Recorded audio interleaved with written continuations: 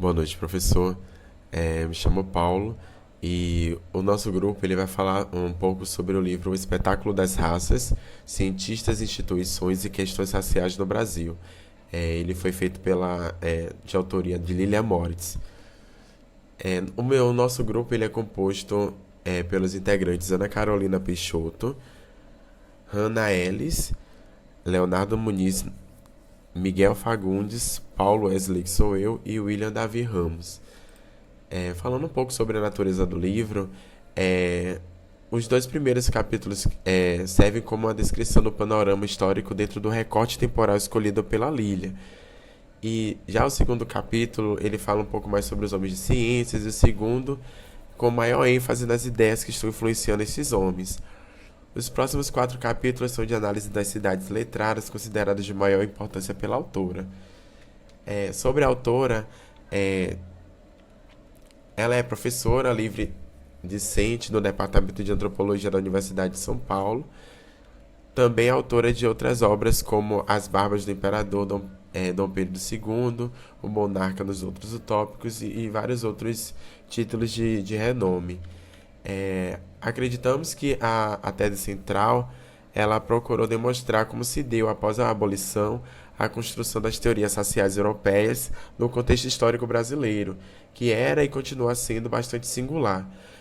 Como a sociedade com grande população negra passa a se enxergar frente a esses ideais europeus, e o fortalecimento das cidades letradas e a ânsia por um projeto nacional que foram fundamentais nesse período histórico e para que essas ideias ganhassem todo um novo sentido, desta maneira se adequassem à realidade nacional. Eu vou falar agora sobre o primeiro capítulo. E ao fazer a leitura do primeiro capítulo do livro, é perceptível que a separação dos subtemas ele foi feito com o objetivo de se completarem. É, Ela utiliza bastante uma interlocução com a historiografia brasileira, tanto na história do pensamento científico e da produção do conhecimento médico e criminal do século XIX. O primeiro subtópico, chamado de a vinda da família real, perdão, ela traz ao nosso conhecimento o fato de ser recente a ideia das redes de instituições e suas estruturas e o funcionamento como vemos hoje, e que esses fatores tinham como propósito muito evidente de transformar a vida brasileira nos mesmos termos de Portugal, tendo como um ponto de partida a transferência da família real para cá. Após essa transferência, iniciou-se a criação dos primeiros estabelecimentos de caráter cultural, como exemplo a Imprensa Régia, a Biblioteca, o Real Horto e o Museu Real. Instituições essas que transformavam a colônia não apenas na sede provisória da monarquia portuguesa, mas como em um centro produtor e reprodutor dessa cultura portuguesa mesmo. E aí ela traz que somente com a independência e a criação das escolas de direito, que foram apoiadas por Dom Pedro, é que o Brasil se afasta dessa tutela portuguesa e fortalece a chamada elite intelectual nacional. E que com a chegada do Instituto Histórico e Geográfico Brasileiro em 1838, foi um importante passo para a criação de uma memória brasileira desvinculada da antiga metrópole portuguesa. O segundo subtítulo ela denominou de A Década de 70, ou como ela mesma traz, um bando de ideias novas, e faz total sentido ela trazer essa frase no tópico, porque quando a gente faz a leitura, ela traz como a mudança do eixo econômico da região Nordeste para a região Sudeste fez com que a quantidade de instituições fossem diversas. E é o que acontece, tanto em caráter quantitativo quanto em ideais, e a elite acaba por atuar em diversas áreas distintas. E destaca-se bastante nessa época, segundo a Lília, as escolas de direito do Recife e de São Paulo, o Instituto de Manguinhos, os institutos históricos que começaram a escrever a história do Brasil, e aparecem apontamentos importantes sobre os intelectuais, pois ela afirma que não se tinham muitas informações sobre esses intelectuais. Entretanto, o fato é que eles pretendiam legitimar e respaldar cientificamente suas posições através justamente dessas instituições, o que é compreensível, já que na década de 70 ela era tida como uma inovadora e que foi o começo de uma nova era para o Brasil. Nesta época também tivemos a assinatura da Lei do Ventre Livre, que pouco a pouco ia pondo fim na escravidão e iniciando as discussões sobre a mão de obra estrangeira, que foi escolhida para substituir a escravaria africana.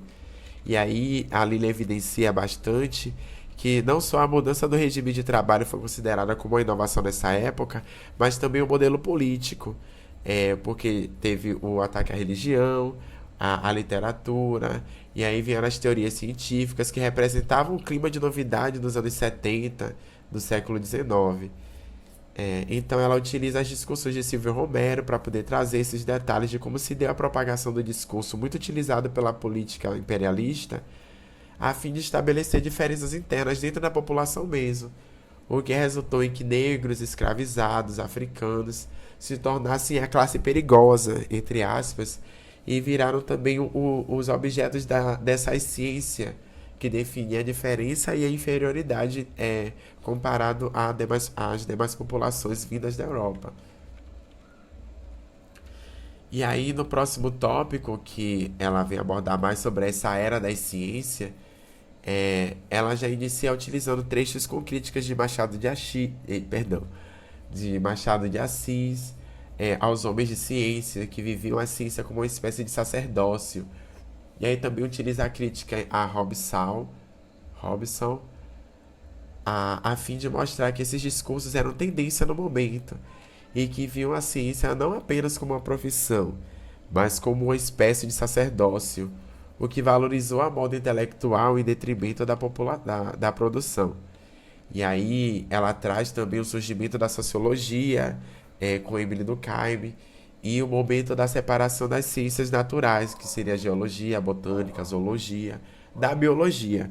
Ou seja, em todos os lados estavam acontecendo mudanças dessas concepções científicas antigas, gerando novas pesquisas com interesse em contestá-las. No quarto tópico, que ela chama de No Brasil Respira-se Ciência, Lilia discorre sobre como os modelos evolucionistas e sociodarwinistas se popularizaram no Brasil, e foi originalmente utilizados para justificar práticas de dominação imperialistas. A ciência torna-se moda e aí traz aquele novo olhar para o Brasil. Então vemos a figura de Dom Pedro II sendo denominado o mecenas da ciência. E podemos entender que as ideias científicas elas chegam às cidades através de programas de higienização e de saneamento, com o objetivo de implementar projetos de cunho eugênicos, com a finalidade de eliminar doenças, separar a loucura e a pobreza. E aí ela parte para um destrinchamento que usa bastante, que ela nesse momento ela utiliza a revolta da vacina, né? E aí que seria o momento em que foi feita a vacina obrigatória de Oswaldo Cruz. E aí essa revolta ela tinha o caráter de manifestação que exprimia uma ideia de que a sociedade não estava dialogando diretamente com esses homens de ciências e foi até por isso que foi feita uma charge que a gente colocou no slide do lado direito da tela, do jornal mais influente da época, que era o Malho. E aí é nesse capítulo que ela tenta detalhar para entender o porquê que esses homens elegiam essas teorias raciais de análise em detrimento de outros modelos de sucesso na época. E segundo ela, essa posição ela foi tomada devido às diferenças de raças que compunham o Brasil. E aí chegamos então ao último tópico do primeiro capítulo, e aqui a Lilia ela trata sobre a questão vertente pessimista da miscigenação e do porquê que o Brasil, para alguns viajantes, como o Conde Gobineau, acho que é Gobineau, não sei se eu estou pronunciando de forma correta, acreditavam estar diante de um país, de uma nação degenerada, de raça mistas. E aí esse representante, que seria representante da falta e do atraso em função da composição étnica. E esse tipo de opinião acaba se espalhando e ganhando espaço entre esses tidos homens de ciências brasileiros, né? Que não tinham nenhum interesse profissional. Eles queriam apenas fazer parte dessa elite de intelectuais com a garantia de que poderiam discutir e apontar os impasses e perspectivas que apresentavam para o país. Dessa forma, eles tinham um reconhecimento e um respeito em função da sua pouca sabedoria e delimitação em determinadas áreas do saber. Então, nota-se que esses homens eles tinham uma visão de manter os seus cargos e a partir deles ditar as regras para a sociedade. Mesmo em alguns momentos eles brigando por um maior engajamento nacional, ou seja, entre eles mesmos, eles tinham as suas rusgas, mas é como se eles entrassem em um consenso com o objetivo de determinar regras que eles acreditavam ser as ideais para determinar sociedade daquele período da década de 70, sabe? É, e para a Lilia, o importante era pensar como se, mesmo sendo tardio esses conceitos social darwinistas, que na época já estava bastante ultrapassado até mesmo para a Europa, eles são aplicados aqui no Brasil e de que forma é, são feitas a seleção desses textos que foram traduzidos e utilizados, porque esse pensamento conservador predominou durante séculos, sendo apoiado nas costas desses esses ditos homens de ciências, e aí é o que ela vai abordar no segundo capítulo, que aí o nosso colega vai fazer a continuação da apresentação. Olá, professor Maurício, sou Leonardo e continuarei a apresentação do livro O Espetáculo das Raças, explanando as principais ideias do capítulo 2. A datar de 1870, introduziram-se no campo científico brasileiro pensamentos até aquele momento desconhecidos, como o positivismo, o evolucionismo e o darwinismo. Contudo, a entrada consistente, simultânea e plural dessas doutrinas com embasamento fiel aos intelectuais europeus provocou uma leitura preferencialmente contemporânea sobre o período, uma percepção por demais homogênea e coincidentemente equivalente de todas essas tendências. A princípio, apresentarei o levantamento feito pela historiadora Lilia Schwartz das diferentes teorias raciais produzidas durante o século XIX. Os teóricos raciais do século XIX referiam-se constantemente aos pensadores do século XVIII, mas não de maneira uniforme. A título de exemplo, o filósofo Rousseau notabilizou-se como principal adepto da literatura humanista. Os naturalistas Buffon e Depaul tornaram-se grandes influenciadores na justificativa das diferenças essenciais entre os homens. Esse julgamento da diferença entre os homens, em particular dos homens europeus brancos e os demais não brancos, tornou-se tema constante de discussões e análises durante a época das grandes viagens. A dominação de terras desconhecidas geraram novas concepções e posturas. As narrativas das viagens juntavam perspectivas com ficção, ocasionando a descrição dos considerados novos homens como estranhos, devido a seus costumes e sua natureza diversificada. Surge assim a teoria humanista de Rousseau. O conceito-chave para a teoria de Rousseau é a perfectibilidade. Associada à liberdade de resistir e superar-se, o homem possui uma qualidade específica que os distingue, a faculdade de aperfeiçoar-se. Longe da concepção que será aplicada pelos evolucionistas no decorrer do século XIX, a visão humanista discursava a partir dessa noção quanto à capacidade singular e inerente a todos os homens de sempre superarem-se.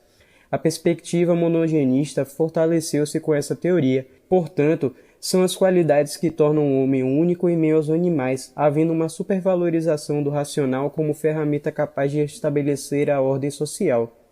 Entretanto, esse conceito não qualificava o acesso obrigatório ao estado de progresso nem à virtude, como estimavam os teóricos do século XIX.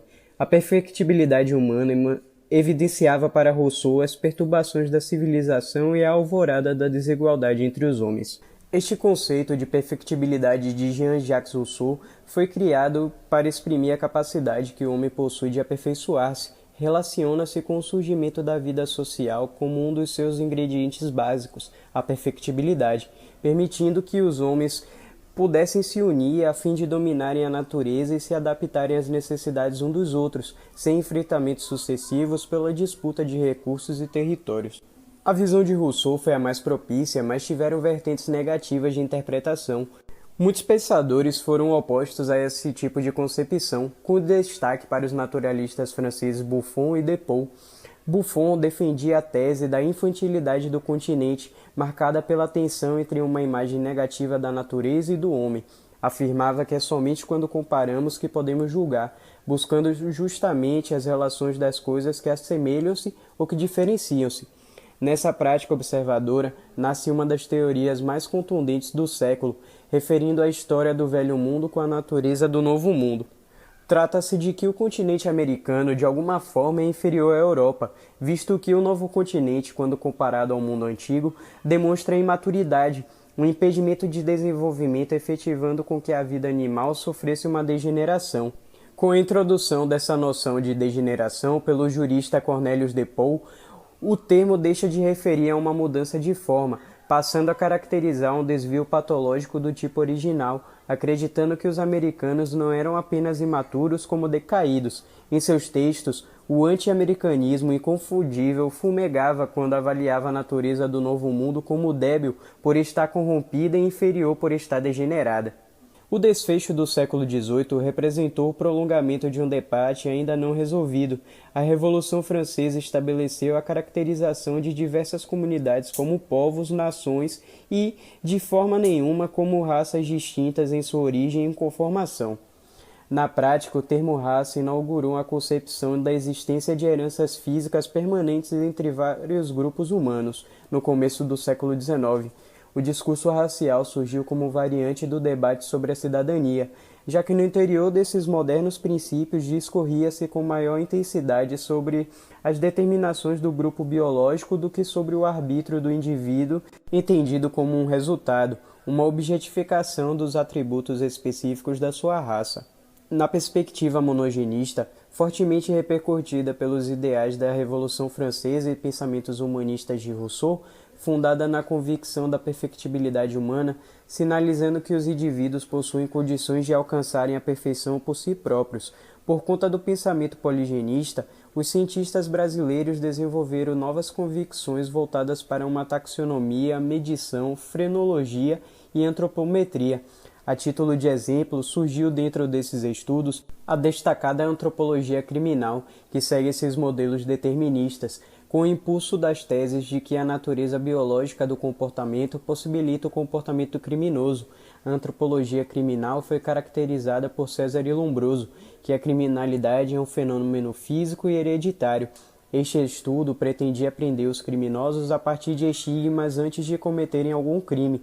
Esse modelo constituiria uma política social nomeada de eugenia, política que evitava um casamento entre brancos e negros e, por outro lado, estimulava um casamento entre brancos, impulsionando desta forma a teoria do branqueamento. O darwinismo social foi uma teoria que considerava as raças como fenômenos finais e essenciais, imaginava a humanidade numa natureza de pirâmide social. No topo sempre estariam os homens brancos e europeus, não mulheres. Já na base, a todo momento, permaneceriam os africanos e indígenas. Esta teoria também expressava que a humanidade não teria partido de um só berço, de apenas uma origem, como expunha Darwin. Acreditavam que, de acordo com as múltiplas distinções das raças, teriam surgido em diversos lugares do mundo. De acordo com alguns estudiosos, como Gobineau na França e Nina Rodrigues no Brasil, pior do que as raças puras era a mestiçagem. Segundo eles, a mestiçagem carregava a degeneração. Essa degeneração poderia ser entendida a partir dos estigmas sociais, como loucura e epilepsia, e biológicos, testa alongada, nariz de rapina e cor amorenada. Não existe coincidência nesta relação do que seriam os estigmas.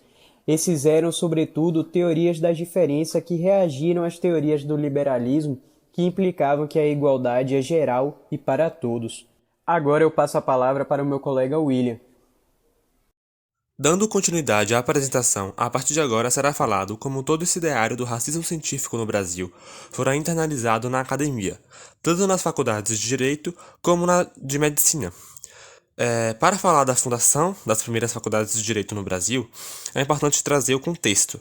Na época, na segunda metade do século XIX, o que se queria era criar uma inteligência local, construir uma espécie de intelectualidade nacional que realmente se preocupasse com as questões da nação, no sentido de modernizar a imagem do Brasil, tanto interna quanto externamente, se desvencilhando da imagem colonial, se desligando mesmo, da imagem colonial da antiga metrópole portuguesa. Essa era a teoria, porque na prática o que ocorreu de fato, pelo menos nos 30 anos iniciais, fora justamente o contrário. A primeiríssima escola de Pernambuco foi em Olinda, e lá o ensino de direito era muito conservador e coimbrista. Isso significa que a escola de direito de Olinda era basicamente uma reprodução dos conhecimentos lusitanos, muito arcaicos, extremamente ligados a uma religiosidade, ligados, como a própria autora diz, a um justnaturalismo de caráter católico. O próprio prédio que abrigava a faculdade, em Olinda, era um mosteiro de São Bento. Além disso, como você pode ver aí na imagem, o descaso era enorme, muito grande, alunos e professores faltavam muito mesmo. Como exemplo dessa falta excessiva, o professor Francisco de Paula, e isso é citado no próprio livro, o professor Francisco de Paula, ele deu em um ano apenas 12 aulas, em um ano inteiro. No entanto, essa situação ela muda quando a Faculdade de Direito de Pernambuco passa de Olinda para Recife. Ela é transferida de Olinda para Recife. E junto com isso ocorre uma reforma acadêmica de 1854, que formalizou o curso de Direito, instituindo um número máximo de faltas, um limite para faltas, regularizando também o calendário acadêmico, dentre outras medidas importantes. A Faculdade de Direito de Recife ia de contra com o que ocorrera em Olinda, se distanciando da religiosidade e trazendo a cientificidade. Mesmo que saibamos atualmente que essa ciência seja uma ciência importada e completamente deturpada, já que se refere justamente àquelas ideias deterministas racialistas. E isso realmente aconteceu, já que a academia incorporou autores como Gobineau, o próprio Darwin, Le Bon, enfim. Como a escola de Recife queria ser vista, como esse bastião da ciência brasileira, ela se distanciava dos ditos homens de letras, indo contra a forma como a literatura tratava a realidade, já que eles argumentavam que a literatura e outras matérias mais de cunho romântico, entre aspas, elas faltavam com a materialidade, elas não tinham nexo com o real, com os problemas de fato da nação.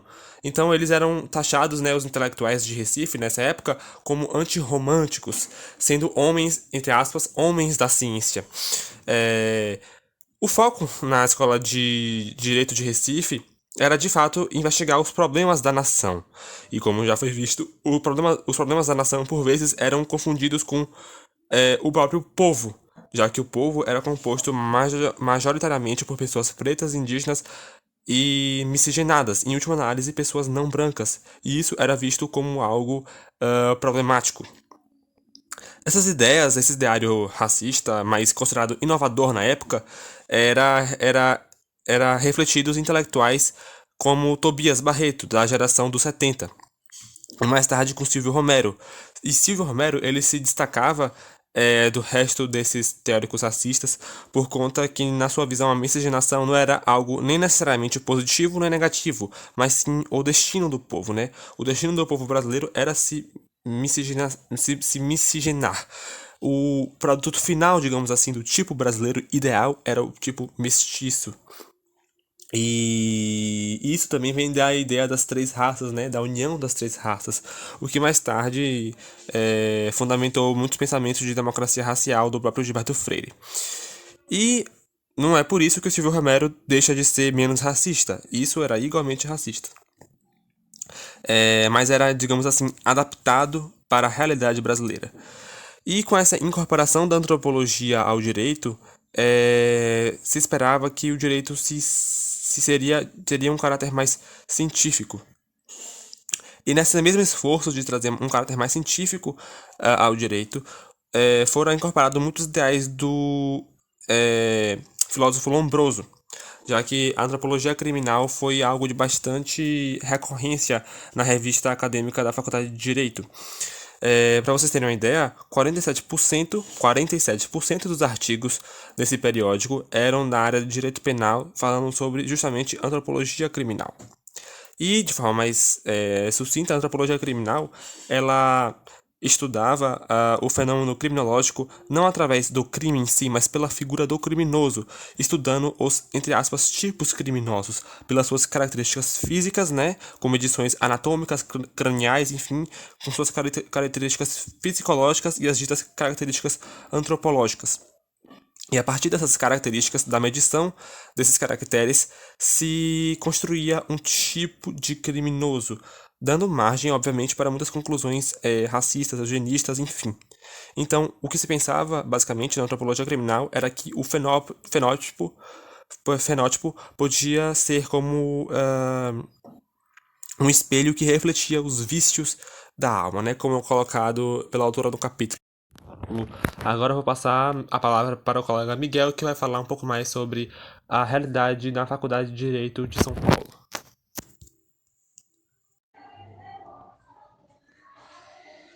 Olá, professor Maurício. Aqui é o Miguel. Eu vou falar da continuidade à apresentação do capítulo 5. Eu vou falar sobre a Escola de Direito de São Paulo, falar sobre a Academia de Direito de São Paulo, vou falar sobre a importância da implantação dos cursos jurídicos, vou falar também do intelectual da época, que é o José Maria de Avelar Brotero, e vou falar também sobre a revista da Faculdade de Direito de São Paulo. A Academia de Direito de São Paulo, né, a opção pela província de São Paulo, não foi, no entanto, consensual, defendida por alguns devido às suas vantagens naturais e por razões de conveniência geral. O local escolhido não deixou de gerar discórdias, os motivos eram variados. A posição geográfica da cidade de São Paulo, pouco acessível aos estudantes do norte do Império, a escassez de recursos que faltavam casas para os alunos recém-egressos alugarem, a dificuldade dos caminhos da horrível estrada de Cubatão, a alegada má pronúncia ou dialeto dos paulistas que poderiam viciar a fala dos moços, que para lá fosse estudar. Dentre esses fatores negativos, tinha também os fatores positivos, né? Que era a proximidade com o Porto de Santos, o baixo custo de vida, o clima moderado e, finalmente, o fato de ser um local onde se poderia concentrar os estudantes das províncias do Sul e do interior de Minas. O projeto foi, por fim, aprovado em 31 de agosto de 1826 e convertido em lei em 11 de agosto de 1827. A inauguração da Escola de São Paulo deu-se em 1º de março de 1828. A importância da implantação dos cursos jurídicos foi criada após a proclamação da independência, né, por Dom Pedro I. Um dos motivos da implantação da Escola de Direito era para criar uma elite administrativa e jurídica formada no Brasil, com o objetivo de preparar os administradores e políticos brasileiros. Um dos intelectuais da época foi o José Maria de Avelar Brotero. Ele foi o primeiro professor da academia.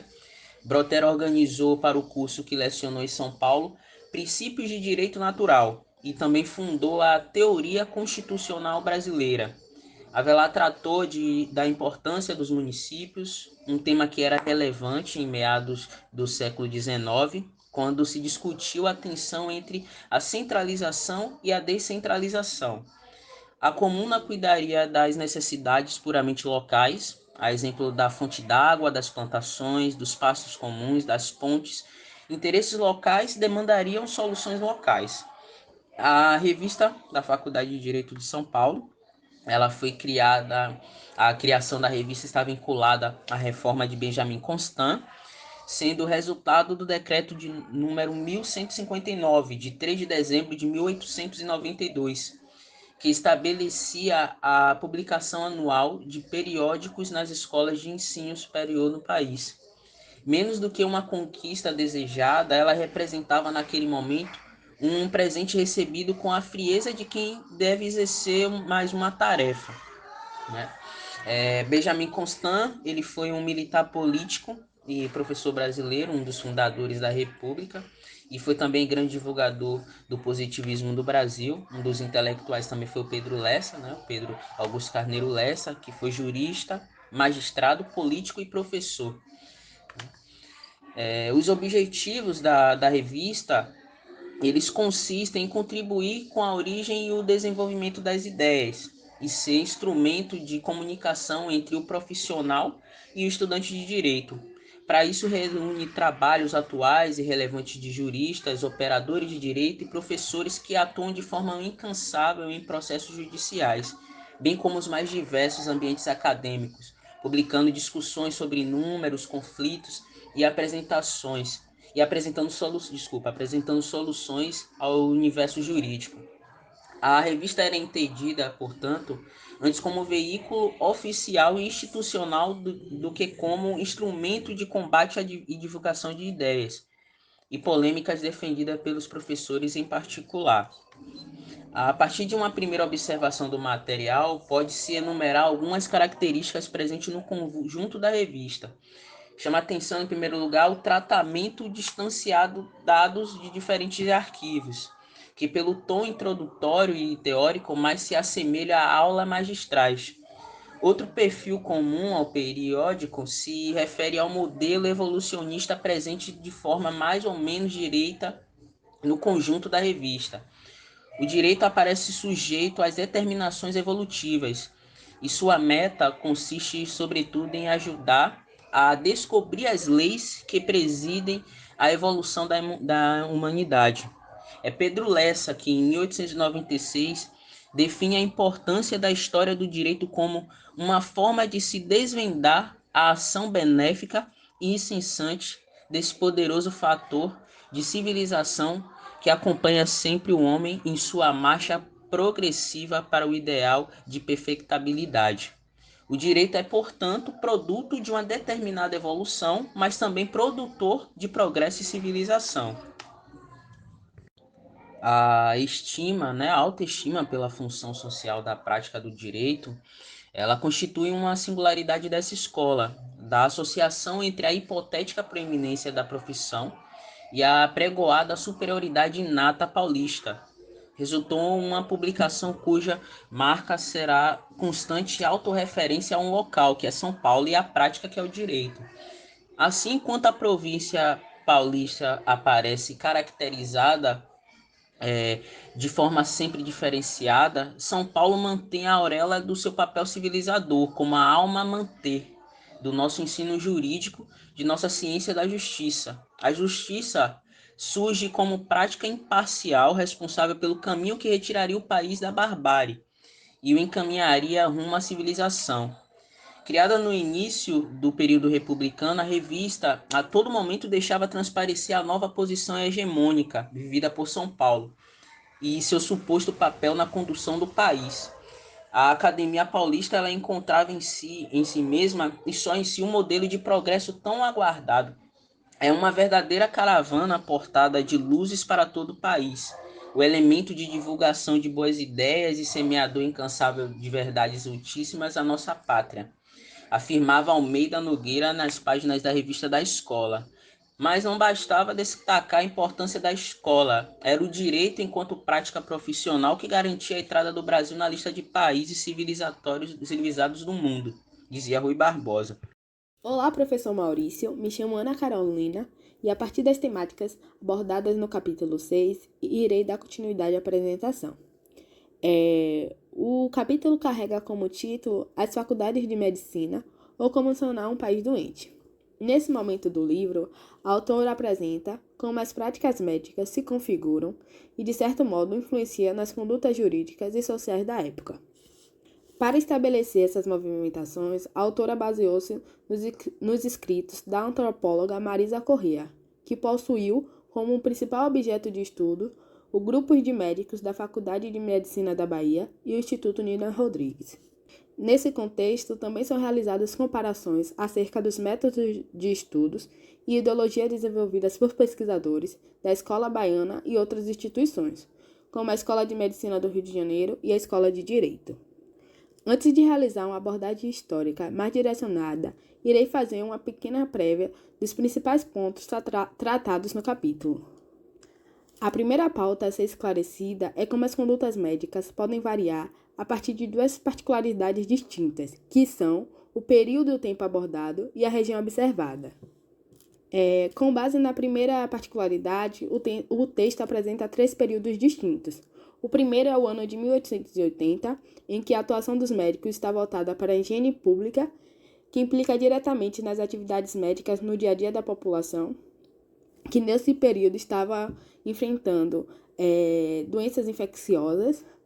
O segundo é o ano de 1890, em que a atuação médica está voltada para a medicina legal, caracterizada pela figura do perito, junto à polícia explica a criminalidade e determina a loucura. E, por último, o ano de 1930, em que as atuações médicas estariam voltadas para as condutas higienistas, que, por sua vez, acreditavam que era preciso excluir os grupos indesejáveis e impedir sua reprodução. Já com base nas regiões, existia uma dicotomia em relação às ideologias abordadas na Escola de Medicina da Bahia e do Rio de Janeiro. Enquanto os médicos cariocas tentavam combater as doenças, para os profissionais baianos, era a população doente que estava em questão, pois para esses seriam a miscigenação responsável por desenvolver a criminalidade e prever a loucura. Esse desacerto ideológico não estava restrito às questões médicas, pois também existiam conflitos e divergência entre a Faculdade de Direito e a Faculdade de Medicina, uma vez que a Faculdade de Medicina entendia que o direito, assim como a jurisdição, estaria ali para auxiliar nas condutas médicas, ou seja, a medicina estabelecia o que era ou não correto, o que era ou não criminal, e o direito estava ali apenas para atuar perante a ideologia médica. Porém, para a Faculdade de Direito, as estruturas se invertiam, pois o jurista cabia codificar, dar uma forma unificada ao país, sendo o médico apenas um auxiliar. Agora, adentrando nas questões históricas, segundo Michel Foucault, durante o século XIX, foram estabelecidos 2 mitos responsáveis por moldar o pensamento da época. O primeiro é o mito de uma profissão médica, nacionalizada e associada ao clero, no qual era vendida uma ideia de que, a partir do momento que fosse possível construir uma sociedade sem distúrbios e sem paixões, seria possível voltar à saúde original. O segundo mito era fruto de uma reflexão histórica e de uma percepção positiva e da constatação de que as molestias variam de acordo com as épocas, os indivíduos e os lugares. O que de fato ficou evidente em toda a Europa foi a valorização da profissão médica, que deixou de depender da remuneração individual e passou a viver do seu trabalho como cientista e pesquisador, que era remunerado pela nação e formado por universidades. Porém, esse comportamento que se estendia à Europa não chegou em Portugal, nem em suas colônias, como o Brasil era na época. Segundo o relato, essa falta de conexão de Portugal com o restante da Europa se deu por o fato que na Universidade de Coimbra, que era a universidade que mais formava médicos naquela época, os professores não buscaram uma evolução no que se diz a respeito aos conteúdos teóricos e estavam muito mais presos à teoria, né, ao livro que tem na escrita, do que à prática, no desenvolver. A ineficiência do ensino médico português se refletia de forma bem significativa na situação brasileira, que durante 13 anos foi impedida de fundar instituições de ensino. Com isso, a colônia sofria com a falta de pessoas especializadas e conhecimentos especializados nas condutas médicas.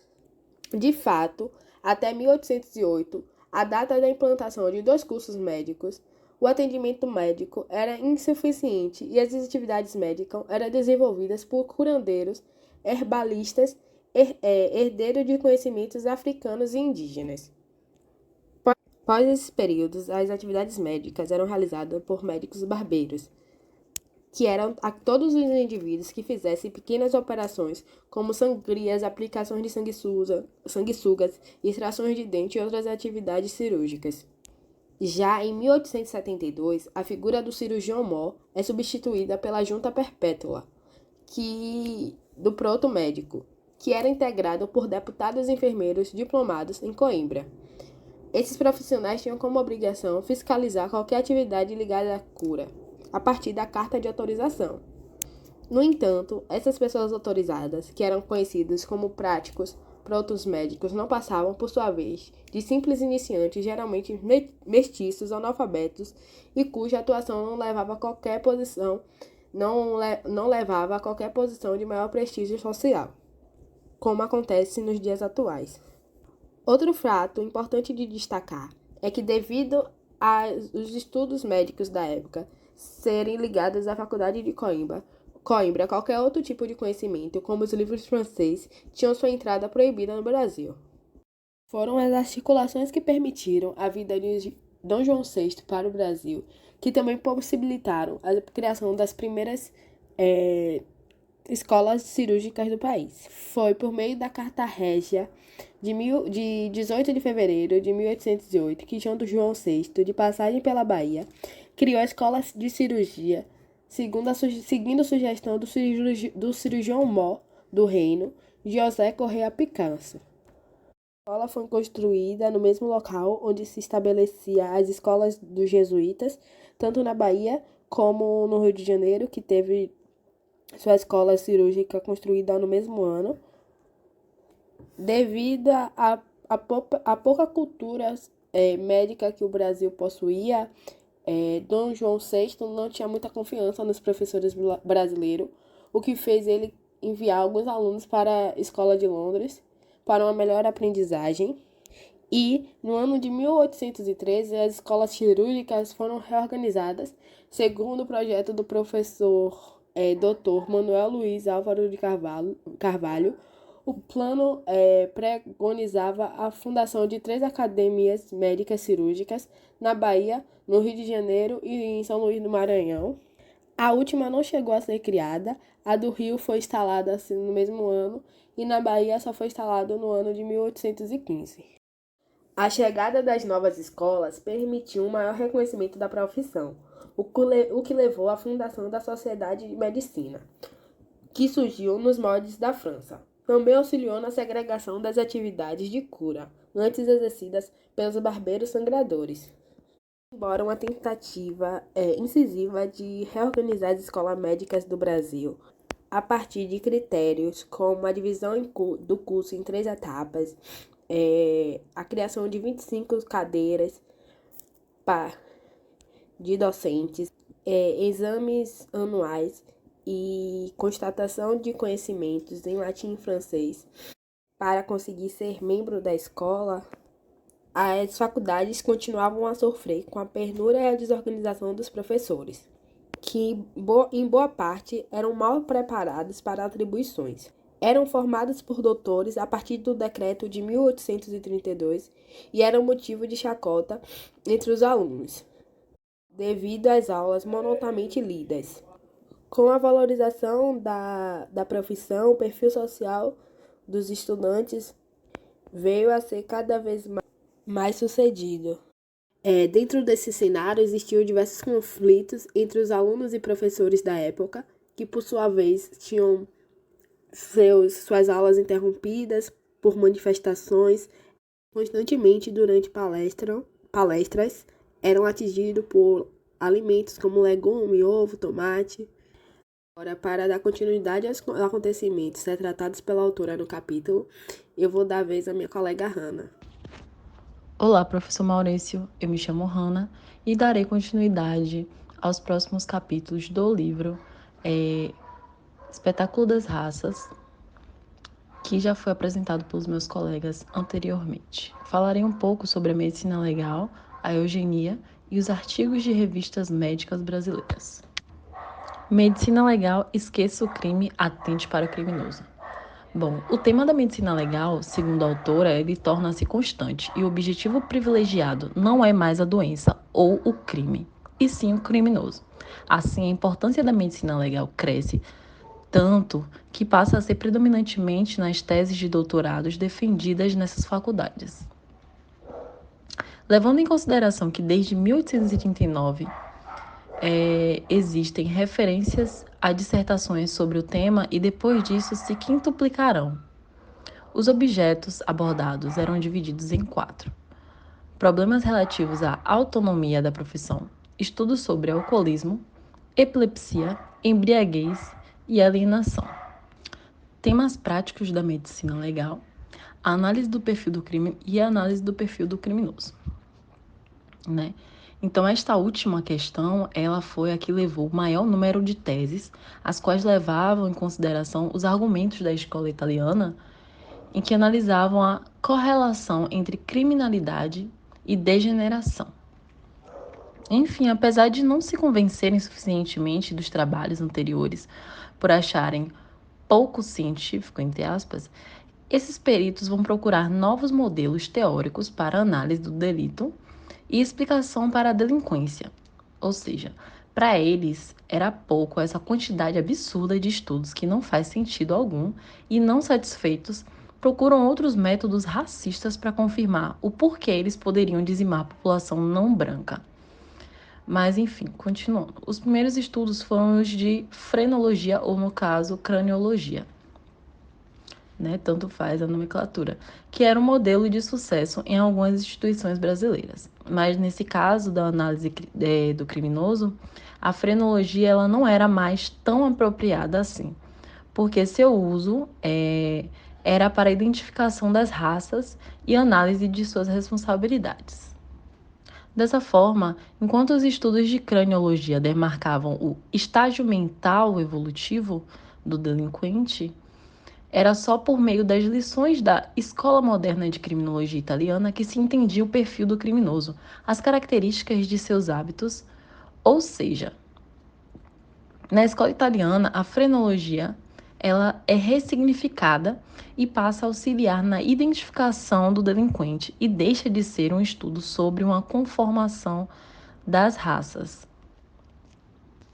Esses médicos estudiosos aí desse período, eles passam a seguir os pensamentos de Lombroso, né, e passam a se atentarem mais ao sujeito do que ao crime, colocando o criminoso como um doente curável na ordem moral, psíquica, mas hereditária, né?